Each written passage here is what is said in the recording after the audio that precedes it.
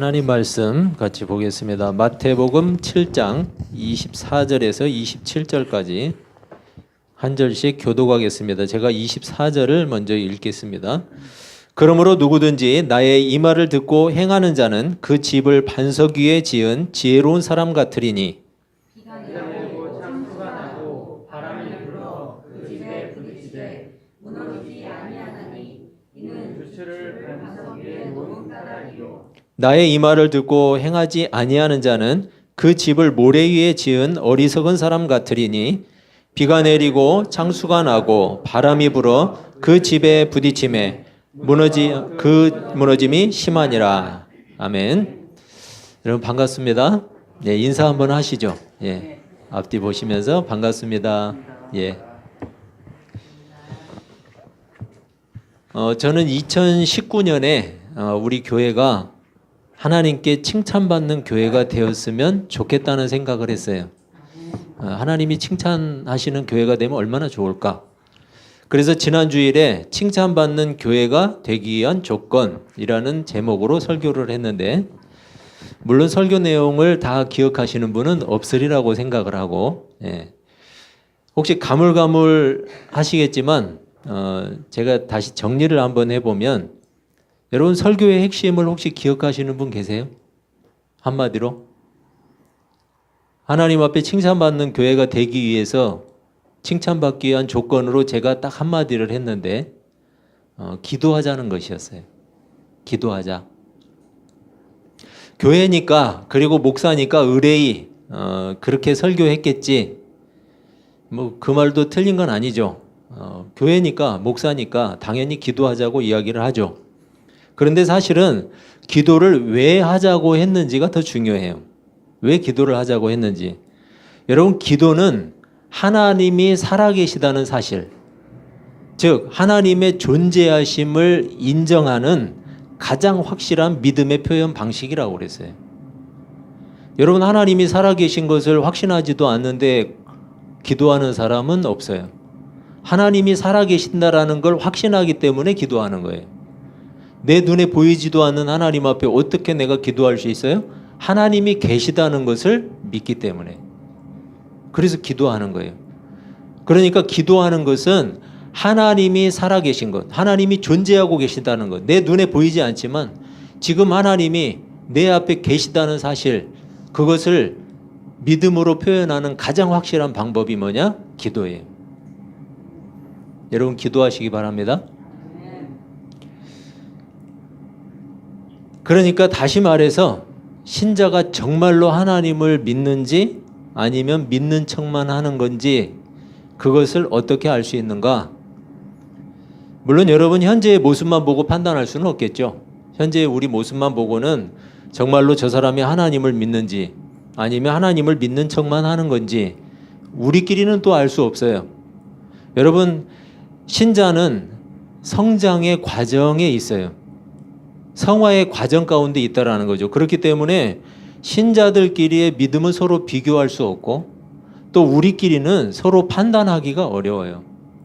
제가 이야기하는 것은 뭐냐면, 하나님이 보실 때, 하나님이 우리를 보실 때, 나를 보실 때 과연 정말로 하나님을 믿는 건지 아니면 하나님을 믿는 척만 하는 건지, 그것을 이야기하는 거예요. 하나님이 보실 때, 우리끼리 볼 때가 아니에요. 우리는 기도함으로써 하나님께 믿음을 보일 수 있어요. 우리가 기도함으로써 어떤 믿음이냐? 첫째는 하나님이 계시다는 사실을 실제로 고백하는 믿음이에요. 그리고 두 번째로는 하나님은 우리에게 항상 가장 좋은 것으로 주시기를 기뻐하시는 분이라는 사실을 고백하는 믿음이에요. 여러분, 이 믿음이 기도에 담겨 있어요. 믿음이 없이는 하나님을 기쁘시게 할 수 없다는 히브리서 11장 6절의 말씀. 여러분, 우리는 이 말씀을 기억해야 돼요. 믿음이 없이는 하나님을 기쁘시게 할 수 없어요. 여러분, 뭘로 하나님을 기쁘시게 할 거죠? 하나님이 안 계시니까 관계없다? 그러면 그 사람은 하나님을 안 믿는 거죠. 눈에 보이지 않으니까 관계없다? 하나님을 안 믿는 거죠. 여러분, 곰곰이 다시 생각해 볼 필요가 있어요. 정말로 하나님이 살아계신다고 믿는다면, 그리고 그 살아계신 하나님이 정말로 나에게 가장 좋은 것으로 언제나 주실 수 있는 분이라면 여러분 하나님과 친하게 지내고 싶지 않으세요? 그죠?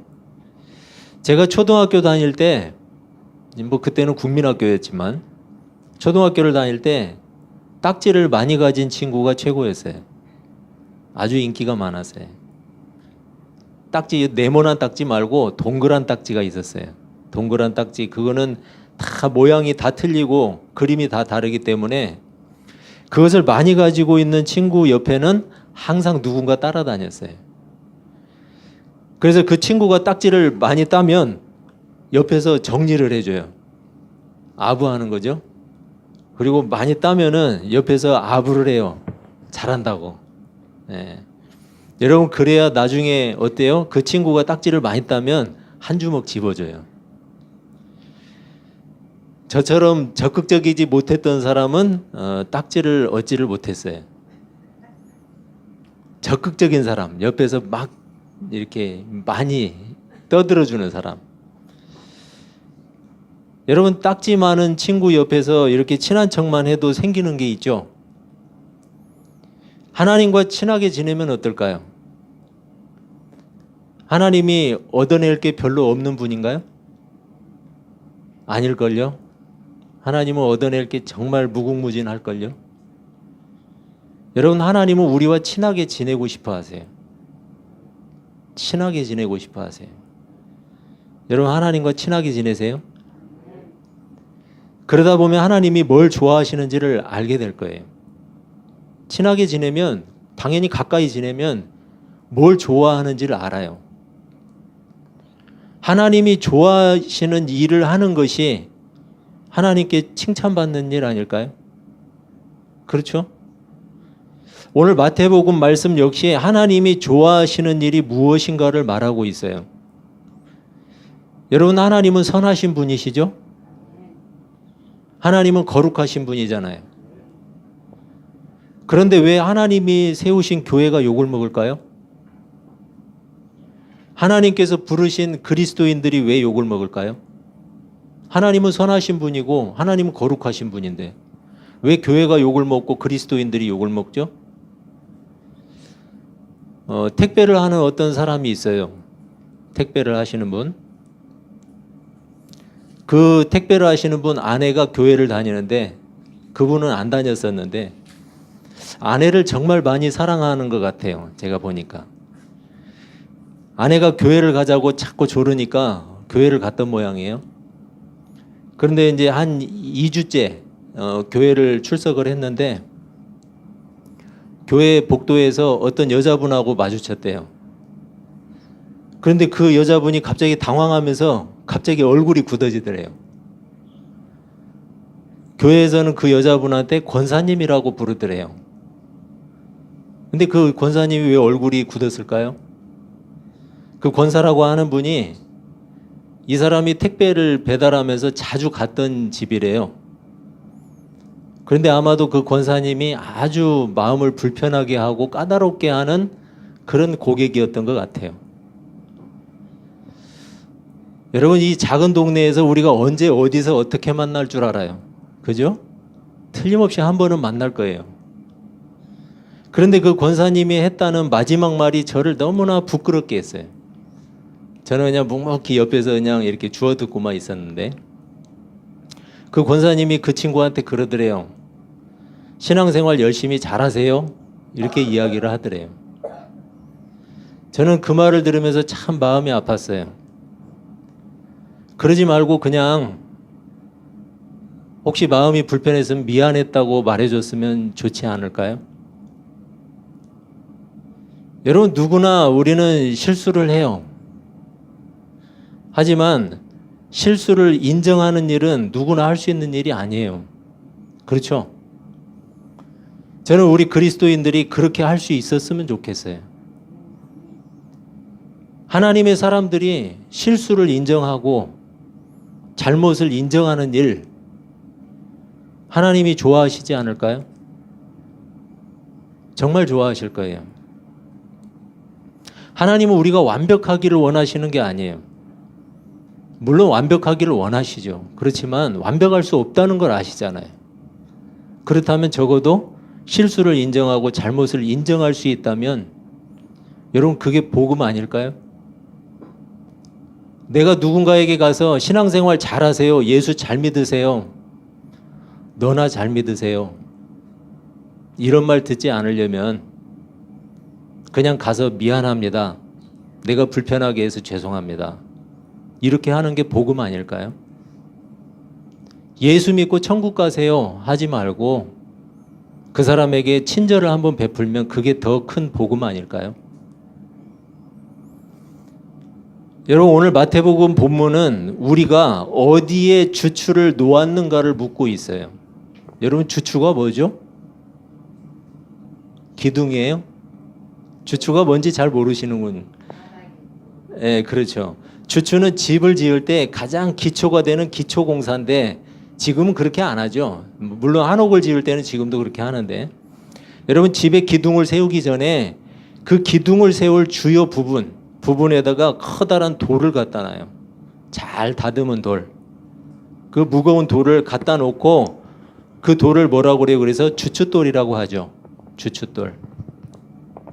여러분 집을 빨리 짓겠다고 땅도 다지지 않고 주춧돌도 없이 그렇게 집을 지으면은 그 집이 어떻게 될까요?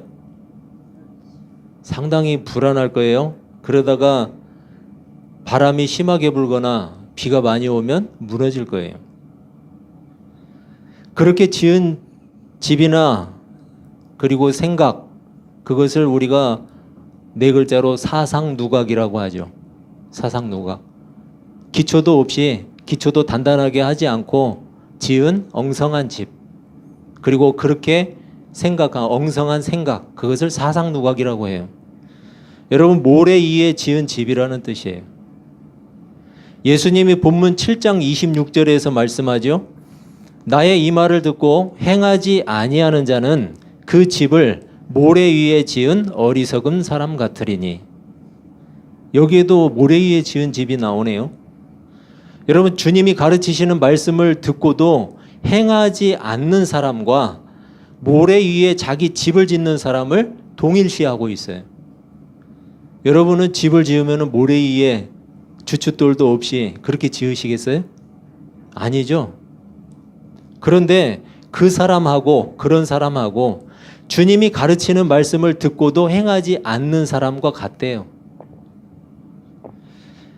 그렇다면 주님의 말씀대로 행하지 않는 사람은 언젠가 결국은 무너지고 말 것이라는 경고예요. 나의 이 말을 듣고, 이렇게 주님이 말씀하시죠. 나의 이 말을 듣고. 여러분 주님이 가르치신 나의 이 말, 이것은 뭘 이야기하냐면 오늘 마태복음의 위치를 잘 보세요. 7장인데 그 앞에 2장을 넘어가면 5장이 나오는데 마태복음 5장부터 뭐가 시작이 되느냐? 예수님이 산상설교를 시작하는 부분이에요. 그래서 예수님이 산상설교를 통해서 쭉 이야기를 해요. 하나님의 말씀을 가르치죠. 그 가르친 말씀, 그것을 듣고도 그것을 행하지 않는 사람, 그 사람을 이야기하는 거예요. 여러분 집에 가셔서 마태복음 5장, 6장, 7장을 이번 주에 꼭 한번 읽어보세요. 주님께서 산상에서 설교하신 내용이 무엇인가 다시 한번 읽어보세요. 도대체 그 내용이 무엇이길래 이것을 듣고도 행하지 않는 사람은 모래 위에 집을 지은 어리석은 사람 같다고 이야기를 하는지. 예수님이 가르치시는 도덕과 윤리는 모세의 율법보다 훨씬 더 강력해요. 모세의 율법이 가르치는 것보다 더 강력하다고요. 심지어 주님은 이렇게 말씀하셨어요. 마태복음 5장 20절에서 내가 너희에게 이르노니 너희 의가 서기관과 바리새인보다 더 낫지 못하면 결코 천국에 들어가지 못하리라. 여러분 천국 얘기가 나오네요. 천국에 들어가지 못하는 사람이 여기에 나오는데 서기관과 바리새인들의 의보다 낫지 못하면. 서기관과 바리새인이 어떤 사람들이에요? 율법을 철저하게 연구하고 지키려고 노력했던 사람들이에요. 당시의 이스라엘 백성들에게는 서기관과 바리새인 하면 그들은 율법을 철저히 지키면서 백성들을 지도하는 종교 지도자였어요. 그런데 그들의 의보다 낫지 못하면 천국에 못 들어간대요. 여러분, 당시 서기관과 바리새인들은 스스로 가졌다고 생각했던 의가 있었어요. 그들이 의라고 생각하는 것, 바로 모세의 율법을 준수함으로써 획득할 수 있다고 믿었던 의예요. 모세의 율법. 우리가 간단하게 이야기하면 모세의 율법이 뭐지? 여러분, 십계명을 한번 생각해 보세요. 십계명. 그게 축소판이고 엑기스니까. 십계명을 지키는데 그게 세분화된 게 바로 율법이에요. 모세의 율법이에요. 여러분, 우리가 철로 역정을 통해서 본 것처럼 율법은 죄를 깨닫게 해줘요. 율법은 부패한 인간의 마음을 지난주에 우리가 지난주에도 봤는데 그 지난주에도 보고 부패한 인간의 마음을 율법이라는 종이 청소를 하니까 어땠어요? 먼지가 가득 끼죠. 그래서 숨을 쉴 수가 없었어요. 율법이라는 사람이 인간의 부패한 마음을 막 청소하니까. 그러니까 깨끗하게 청소가 되었어요? 안 됐잖아요. 그때 어떤 여자아인이 그 마음의 방에 물을 뿌렸죠. 그게 누구였어요? 복음이었어요. 복음. 복음이라고 하는 그 아인이 물을 뿌리니까 먼지가 가라앉고 그 방이 깨끗해졌어요. 바리새인과 서기관들은 율법을 지킴으로써, 모세의 율법이에요. 율법을 지킴으로써 자기의 의를 드러내려고 시도했던 사람들이에요. 자기의 의를 드러내려고. 그리고 그런 자신들의 행위를 내세워서 연약한 형제를 비판하고 정죄했어요. 율법은 하나님의 백성이 자신의 죄를 깨닫게 해요. 죄를 많이 지어서 죄인이 아니라 죄인이라서 쉽게 죄를 짓는다는 사실을 깨닫는 거예요. 죄인이라서. 내가 죄를 많이 지었으니까 죄인이 아니에요. 내가 죄인이기 때문에 죄를 짓는다라는 것을 율법이 깨닫게 해주는 거예요. 그리고 그 죄를 해결하는 일에 자신은 무능하다. 전혀 능력이 없다. 이것을 깨닫게 해줘요. 뭐가요? 율법이. 결국 율법은 신자를 하나님께로 인도하는 역할을 하는 거예요. 그런데 율법주의자들을 보세요. 바리새인과 서기관. 이 사람들은 율법을 통해서 하나님께로 인도하는 그 율법의 역할을 잘 모르고 어떻게 했어요? 그 율법을 지킴으로써 자기의 의를 드러내려고 시도했어요. 실패한 거죠, 여러분. 율법을 잘못 사용한 거예요. 이미 부패해버린 자신의 마음에 주추를 놓은 거예요. 부패해버린 마음에. 거기에다가 집을 지으려고 했던 거예요. 여러분, 뭐하고 똑같아요? 모래가 있는데 모래가 오래되어서 마치 바위처럼 형성된 곳에다가 주추를 놓은 거예요. 그리고 거기다 기둥을 세우고 집을 졌어요. 여러분, 비가 오고 바람이 부니까 어때요?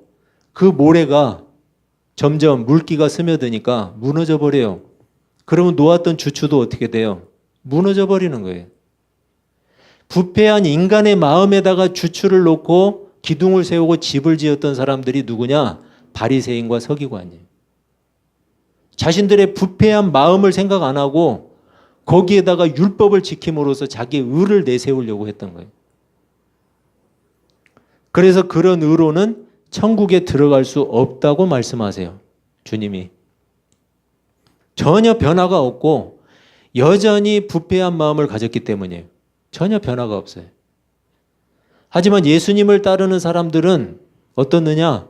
마음의 변화를 경험해요. 마음이 변화돼요. 삶의 가치관이 바뀌게 돼요. 그리고 그 변화된 마음과 가치관에 주추를 놓고 집을 져요. 그래서 사실은 바리새인과 서기관들이 가졌던 그 의와는 질적으로 차원이 다른 거예요. 질적으로 달라요. 여러분과 제가 가진 의가 바리새인과 서기관이 가졌던 의와는 차원적으로 틀린 거예요. 질적으로. 그래서 우리는 천국 갈 수 있는 거예요. 천국에 합당한 자들이에요. 우리가 의로워서 그래요? 아니에요. 주님께서 우리를 의로운 백성으로 삼아주셨기 때문이에요. 바리새인과 서기관이 가지려고 했던 의의는 뭐예요? 부패한 자기 마음에 주추를 놓고 거기다 집을 지으려고 했어요. 그들이 드러내려고 했던 건 뭐예요? 자기 의예요. 우리가 드러내는 건 누구의 의예요? 그리스도의 의예요. 그래서 우리는 천국에 합당한 자들이에요. 우리가 죄가 없어서 그들보다 더 깨끗해서가 아니에요. 하나님이 우리를 용서하셨기 때문이에요. 사람의 마음을 변화시키는 것이 바로 복음이에요. 복음. 십자가의 복음이 삶을 바꾸어 놔요. 사람의 삶을 바꿔줘요. 바리새인과 서기관처럼 자신의 부패한 마음에 주추를 놓고 행하는 신앙은 결국 무너질 수밖에 없는 사상 누각이에요. 하지만 예수님의 십자가를 통해서 하나님 앞에 나오게 된 구원의 백성은 자신이 누구인지, 어떻게 살아야 하는지, 무엇을 위해서 살아야 하는지를 성경을 통해서 배우게 돼요. 마음이 가난한 자, 여러분 산상설교에서 주님이 5장에서 시작하는 건 마음이 가난한 자. 즉 하나님의 은혜가 아니고는 살 수 없다는 사실을 깨달은 자. 그 사람에게 복이 있다고 선언하고 있어요. 그런 하나님의 사람들은 하나님이 말씀하세요. 너희는 빛이다. 너희는 소금이다. 그리고 그 정체성은 열매를 통해서 알게 돼요. 열매로 안다고 본문이 말하고 있어요. 요한복음 15장 2절은 이렇게 말씀해요. 물은 내게 붙어 있어 열매를 맺지 아니하는 가지는 아버지께서 그것을 제거해 버리시고 무릇 열매를 맺는 가지는 더 열매를 맺게 하려 하여 그것을 깨끗하게 하시느니라. 여러분 이 말씀이 우리가 늘 읽던 말씀이라 별 느낌이 없을 수 있지만 여러분 예수님께 붙어 있음에도 불구하고 열매가 없는 가지가 있다고 말하고 있어요. 그렇죠? 다시 한번 보세요. 무릇 내게 붙어 있어 열매를 맺지 아니하는 가지는. 내가 예수 믿는데 열매가 없는 사람이 있대요. 내가 하나님의 백성이라고 교회 열심히 다니는데 열매가 없는 사람이 있대요. 여러분 불행하게도 그 열매 없는 가지는 버려지게 돼요. 마음의 변화를 경험하고 거듭난 하나님의 백성은 자기의 의를 내세우기 위한 시도를 절대로 하지 않아요. 그래봐야 자기 자신에서 나오는 건 뭐예요? 의로움이 아니라 부패함이에요. 부패함. 심하게 부패하고 냄새난 것밖에 나오지 않아요. 자기에게서는. 거듭난, 즉 마음의 변화를 받은 하나님의 백성이 선을 행하는 것. 여러분 중요한 건데 거듭난 하나님의 백성이 선을 행하는 것. 이것은 하나님의 의를 드러내기 위해서예요. 자기 의로움을 드러내기 위함이 아니에요. 자기에게서는 부패함만 나온다니까요. 그리고 그 선한 행실은 예수님께 붙어 있다는 확실한 증거예요. 열매라는 거죠. 자기 의를 드러낸다거나 그것으로 구원을 설명하려고 시도하지 않아요. 여러분 그게 구원을 이야기해 주지 않거든요. 복음이 이미 우리에게 구원을 이야기해 주고 있는 것이지 내가 무언가를 선을 행했다고 해서 거기에서 구원을 설명할 수 없어요. 왜냐하면 마음의 변화를 받은 하나님의 백성은 이미 자신이 구원에 속해 있다는 사실을 알고 있어요. 그리고 그 자신이 어떤 열매를 내야 하는지를 잘 알고 있어요. 그리고 그 열매가 하나님을 영화롭게 한다는 사실도 잘 알고 있어요. 여러분 우리가 실천하려고 하는 일들은 바리새인이나 서기관들의 목적과 분명히 달라요. 우리의 착한 행실은 하나님의 영광을 위한 일이에요. 믿음의 사람들은 도덕적으로 깨끗하게 살기 위해서 노력해야 돼요. 도덕적으로 깨끗하게 살기 위해서. 우리를 의롭게 보이기 위한 신앙생활이 아니라, 여러분, 신앙생활하는 거 우리를 의롭게 보이기 위함이 아니에요. 하나님을 기쁘시게 하기 위한 그런 진실한 신앙생활을 해야 돼요. 성경은 그렇게 주님의 말씀을 실천하는 사람이 반석 위에 주추를 놓고 거기에 집을 짓는 지혜로운 사람이라고 말하고 있어요. 하지만 그와는 반대로 거짓 선지자의 가르침을 따르면서 그로 인해 주님의 말씀을 실천하지 않는 사람, 그 사람은 모래 위에 집을 지은 어리석은 사람과 같다고 경고하고 있어요. 여러분, 잘했다 칭찬받는 교회가 되기 위한 두 번째 조건은 바로 실천하는 교회가 되는 거예요. 하나님의 말씀을 실천하는 교회. 여러분, 우리 교회가 실천하는 교회 되기를 축복합니다. 그러한 우리의 실천을 통해서 착한 행실과 신앙을 통해서